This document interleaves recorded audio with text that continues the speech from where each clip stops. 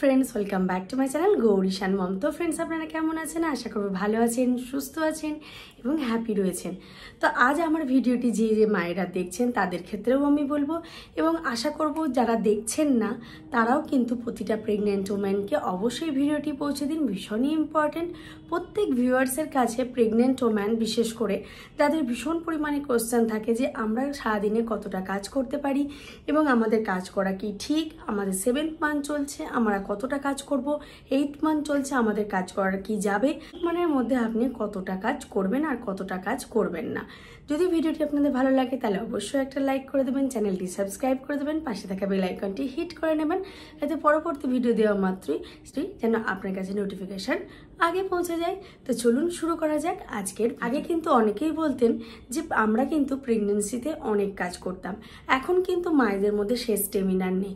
এই নিয়ে কিন্তু ভীষণই তর্কাতর্কি আলোচনা হয়, কিন্তু কথাটা হচ্ছে এমন নয় ফ্রেন্ডস। অনেক মা আছে যারা কিন্তু 10 ঘন্টা 12 ঘন্টা কাজ করে, আবার অনেক মা আছে যাদের কিন্তু দাঁড়িয়ে দাঁড়িয়ে কাজ করতে হয়, অনেক মা আছে আবার বসে বসে কাজ করতে হয়, একদমই উঠতে পারে না। তাই স্টেমিনার কিন্তু সবসময় কিন্তু বডি অনুযায়ী হয়। কোনো মায়ের কিন্তু প্রচুর স্টেমিনার হয় যার ফলে সে সব কাজ করতে পারে এবং বডিতে কোনো প্রবলেম হয় না, কিন্তু কিছু কিছু মা আছে যাদের কিন্তু ভীষণই প্রবলেম হয় এবং তারা খুব একটা কাজ করতে পারে না। তো সেই অনুপাতে আগে আপনাকে জেনে নিতে হবে যে আপনার বডি কতটা কাজ করতে পারছে আর কতটা কাজ করতে পারছে না। ইয়েস, যদি আপনার বডি অনেক কাজ করার সাপোর্ট থাকে তাহলে অবশ্যই আপনি কাজ করুন। যদি আপনার বডি কাজ কম করতে পারে তাহলে অবশ্যই বলবো সেই তুলনায় আপনাকে একটু কমই কাজ করতে হবে। কিন্তু আপনাকে কাজ দেখানোর জন্য কিন্তু কাজ করার কোনো প্রয়োজন নেই, কারণ ঠিক যতটা আপনি কাজ করতে পারবেন ঠিক ততটাই কিন্তু কাজ করুন। কিন্তু প্রেগনেন্সিতে আমাদের প্রশ্ন থাকে যে আমরা কোন ধরনের কাজ করতে পারি, কতটা কাজ করতে পারি। তো এটা কিন্তু আপনাকে বডি অনুযায়ী করতে হবে, আপনার বডি যেমন সাপোর্ট করবে সেইভাবেই কিন্তু আপনাকে কাজ করতে হবে। আর 2 থাকে প্রশ্ন যে আমরা কোন কোন কাজ একেবারেই করব না। তাহলে এই ক্ষেত্রে আমি বলবো কয়েকটি ছোট ছোট পয়েন্ট রয়েছে যেগুলো একেবারেই করা উচিত না, সে সম্পর্কে পরে আসছি। তার আগে বলে দিই ফ্রেন্ডস, কাজের ক্ষমতা কিন্তু আপনার বডি আপনাকে রিয়াক্ট করে জানিয়ে দেবে আপনার বডিতে কতটা আপনার বডি কাজ করাতে পারবে এই সময় আর কতটা কাজ করতে পারবে না। ন্যাচারালি কিন্তু প্রচুর রেস্ট করাও ভালো না ঠিক যেভাবে, কিন্তু অতিরিক্ত পরিমাণে কাজ করাও কিন্তু ভালো নয়।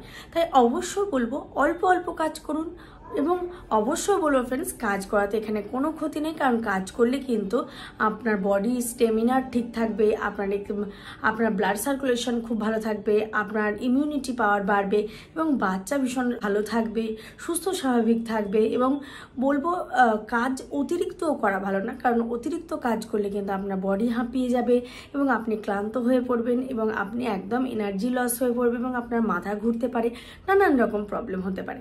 তাই কাজ কিন্তু অল্প অল্প করে করা উচিত এবং অল্প কাজ করুন, রেস্ট করুন, অল্প কাজ করুন, রেস্ট করুন।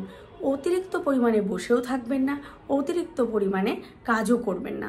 অল্প অল্প করে রেস্ট করে অল্প অল্প করে কিন্তু কাজ করা উচিত।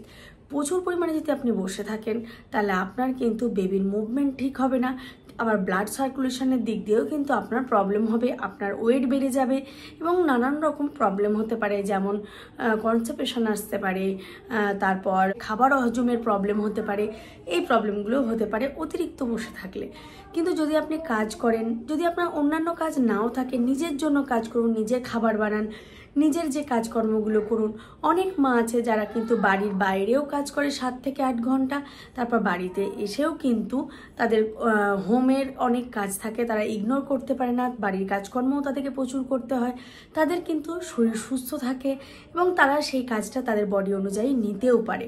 তাই অবশ্যই বলবো যদি আপনার বডি পারমিট করে, অনেক কাজ করার ক্ষমতা থাকে, আপনার স্টেমিনারে কোনো প্রবলেম হচ্ছে না, আপনি রিল্যাক্স ফিল করছেন, বরঞ্চ কাজ করলে আপনার ভালো লাগছে, তাহলে আপনি কাজ করুন, কিন্তু অতিরিক্ত নয়। মাঝে মধ্যে একটু রেস্ট করুন, যত দূর অবধি কাজ করতে পারেন এবং যখন আপনার ফিল হবে এর বেশি আপনি পারছেন না, আপনি ক্লান্ত হয়ে পড়ছেন, তখন আপনি রেস্ট নিন। তারপর আবার যদি মনে হয় যে আপনার একটু কাজ করতে হবে এবং কাজ করলে ভালো হয় তাহলে সেইটা আপনি করুন, কিন্তু অতিরিক্ত এখানে বলা হচ্ছে করা উচিত নয়। বডির একটা ক্ষমতা থাকে, সেই ক্ষমতা অনুযায়ী কিন্তু কাজ করুন। অতিরিক্ত কাজ কিন্তু আপনার বডির জন্য যেমন ভালো নয়, তেমনি অতিরিক্ত রেস্টও কিন্তু আপনার বডির জন্য জন্য ভালো নয়। যতটুকু পারবেন ততটুকুনি কাজ করুন এবং যতটা আপনার বডি পারমিট করবে ততটাই কাজ করুন। আগেকার মায়েদের কথা শুনবেন না, বলতেন যে আমাদের সময়ে অনেক কাজ করতে হতো, কোনো অসুবিধা হতো না, তাই এখন বসে না থেকে কাজ করুক। সেই জিনিসটা কিন্তু একদমই মাথায় রাখবেন না, কারণ সবার বডি কিন্তু সবটা পারমিট করে না।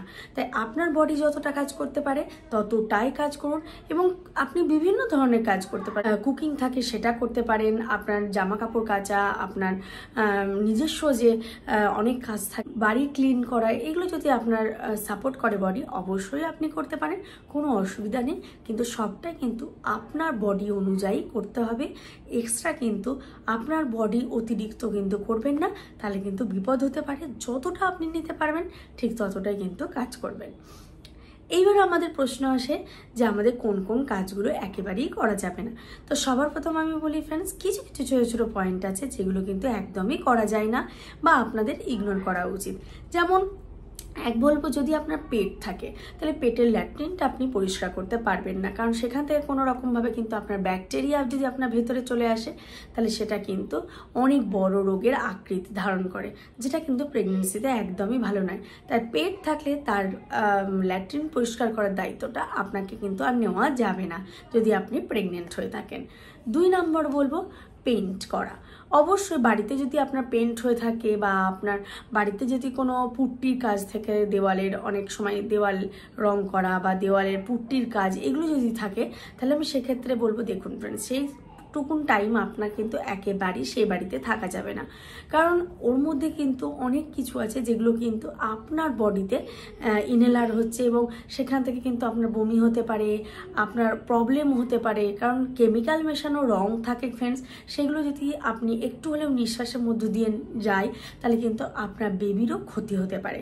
তাই অবশ্যই বলবো, যদি আপনার বাড়ি পেইন্ট হয় তাহলে অন্তত যে কটা দিন পেইন্ট হবে সেই কটা দিন আপনি ওখানে থাকবেন না। যখন একটু পেইন্টের গন্ধটা কমে আসবে, দেখবেন ফ্রেন্ডস, একটা হিসেব করে যখন কোনো বাড়িতে পেইন্ট হয় তখন কিন্তু জানালা দরজা খোলা থাকে, কারণ যদি পেইন্ট হয় তাহলে সেই জায়গায় কিন্তু গন্ধটা নেওয়া একটু ডিফিকাল্ট হয়ে যায়। তার জন্যই বলবো, যদি আপনি প্রেগনেন্ট হন, আপনার বাড়িতে যদি পেইন্টের কোনো কাজ হয় তাহলে সেটা নয় স্টপ করে রাখুন বা আপনি অন্য জায়গায় একটু শিফট করে যান। 3 নম্বর বলবো, ফ্লোর ক্লিনার। আপনি যদি এমন কোনো কেমিক্যাল দিয়ে ফ্লোর ক্লিন করছেন যেগুলো আপনি ইরেগুলার ইউজ করেন না বা সেগুলো খুব ক্ষতি হয়, তো সেইখান থেকে আপনারা বাঁচুন। ফ্লোর ক্লিন করুন, নর্মাল ডেটল দিয়ে আপনি ফ্লোর ক্লিন করতে পারবেন, নর্মাল লাইট কোনো ডিটারজেন্ট দিয়ে আপনি ফ্লোর ক্লিন করুন। কারণ দেখুন ফ্রেন্ডস, আপনার মধ্য দিয়ে কিন্তু সেই কেমিক্যালের রিয়াকশানটা আপনার বডিতে আসতে পারে। তার জন্যই আমি বলবো, যদি ফ্লোর ক্লিন করেন তাহলে হ্যান্ড গ্লাভস পরে নিন, তারপর মাস্ক ব্যবহার করুন। যদি কোনো কেমিক্যাল দিয়ে ইউজ করেন বা হয়তো আপনি ফিনাইলের বাইরে অন্য কিছু দিয়ে করছেন, তাহলে সেক্ষেত্রেও আমি বলবো একটু মাস্ক পরে নিন, নিজের প্রোটেকশনটা নিন। শুধু ডেটল দিয়ে আপনি ফ্লোর ক্লিন করান, দেখবেন আপনার সাফসুতরাও থাকবে, ক্লিন থাকবে, এছাড়া আপনার কিন্তু আনইজি ফিল হবে না। নেক্সট বলবো গার্ডেনিং। অনেক মা আছে যাদের কিন্তু গার্ডেনিং করার শখ থাকে, যেমন আমার ফ্রেন্ডস প্রচুর পরিমাণে গার্ডেনিং শখ ছিল, কিন্তু আমি প্রেগনেন্সির ওই কটা মাস কিন্তু একেবারেই বন্ধ করে দিয়েছিলাম। কারণ আমরা কিন্তু গার্ডেনিংয়ের সময় অনেক কিছু কেমিক্যাল ইউজ করি বা গার্ডেনিংয়ের সময় কিন্তু আমাদের মাটিতে হাত দিতে হয় বা আমাদের অনেক কিছু জৈব সারে আমরা ব্যবহার করি, যেগুলো কিন্তু প্রেগনেন্সিতে ঠিক নয়। বা প্রেগনেন্সিতে আপনি যদি অনেকক্ষণ ধরে আপনি কেমিক্যালযুক্ত জিনিস ইউজ করা হয় একটু হলেও, সেইগুলো যদি ইউজ করেন তাহলে আপনার মধ্য দিয়ে কিন্তু বেবির কাছে পৌঁছে যাবে। তাই এই সময়টার জন্য আমি বলবো, একটুখানি গার্ডেনিং যদি আপনি করতে থাকেন তাহলে একটু স্টপ করুন বা আপনি অন্য কাউকে দিয়ে করিয়ে নিন, কিন্তু নিজে থেকে গার্ডেনিংটাও একটু বন্ধ রাখুন, কারণ যে গার্ডেনিংয়ের মধ্য দিয়েও কিন্তু অনেক কিছু আমাদের বডিতে চলে যাবে, যেটা কিন্তু আমাদের পক্ষে মোটেও ভালো নয়। নেক্সট বলবো পলিউশন। আপনারা অনেকেই আছে যারা শপিং করতে ভালোবাসেন, শপিং করার সময় বা আপনার হয়তো কোনো একটা জায়গা দিয়ে ক্রস করছেন, দেখছেন আকাশটা ভীষণ অন্ধকার হয়ে আছে, মানে জায়গাটিতে প্রচুর পরিমাণে কিন্তু পলিউশন রয়েছে। কারণ দেখুন, গাড়ি বাস থেকে তো অবশ্যই পলিউশন যায়, তার সাথে কিন্তু কলকারখানা, এমন একটা জায়গা দিয়ে আপনি পাস করছেন যেখানে কিন্তু কলকারখানা রয়েছে, প্রচুর পরিমাণে কালো ধোঁয়া নির্গত হচ্ছে, সেই জায়গা থেকে আপনারা বাঁচুন। কারণ পলিউশনের ফলে কিন্তু অনেকভাবে দেখা গেছে পলিউশন কিন্তু মিসক্যারেজের জন্য দায়ী। তাই অবশ্যই বলবো পলিউশন থেকে বাঁচুন। বাইরে যদি যান তাহলে মাস্ক পরুন। অবশ্যই বলবো যতটা পারবেন এই সময় একটু বাইরেটা ইগনোর করুন, কারণ বাইরে যাওয়া মানে কিন্তু ধোঁয়া অ্যাবজর্ব করা, কারণ পেট্রোল ডিজেলের ধোঁয়া কিন্তু প্রচুর ক্ষতি করে এবং সেটা কিন্তু প্রচুর পরিমাণে হেল্প করে ফেলি, যার ফলে কিন্তু আমাদের শরীরে অনেক আনইজি ফিল হয়।